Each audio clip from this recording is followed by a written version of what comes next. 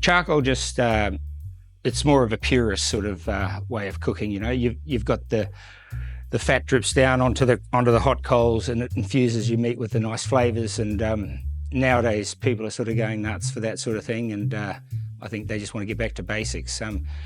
When we started looking at it, we thought there's quite a lot of different aspects that you can sort of touch on when you're building one of those, and we just make something that's offers something for everybody. You can cater for a lot of people, or just for your family. When we were starting to design it, we were thinking about flare. How do you adjust your heat? How can you control it? We thought we'd make it so that you can adjust the actual coal tray up and down rather than moving the height of the actual cooking grill. The other thing is, if you want to add more fuel to it during cooking, that's something that can be prove difficult. A lot of people try to lift up the grills and make them adjustable so that you can add more fuel. We just open up the front of the barbecue, and like a drawer, it just drops down and you can add more fuel. And durability is another one.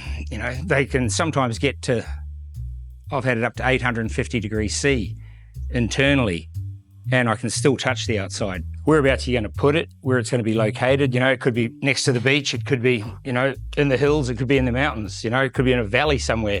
Some people put them into brickwork or concrete and have them outside. Some people are putting them into fancy indoor kitchens, outdoor kitchens, but indoors, you know what I mean? That's something that a lot of people don't realise, that you've got to be very careful with barbies.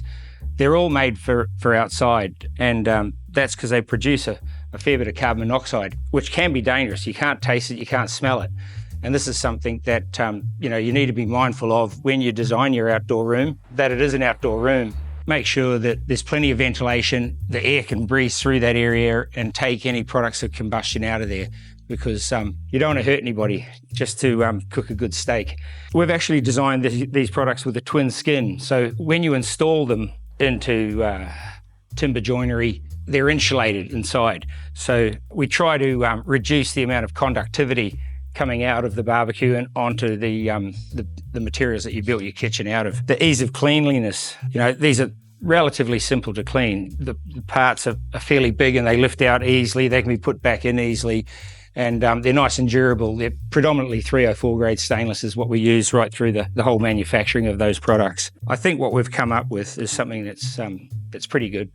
And, you're not going to please everybody all the time, but I think most of the people are going to be pretty happy.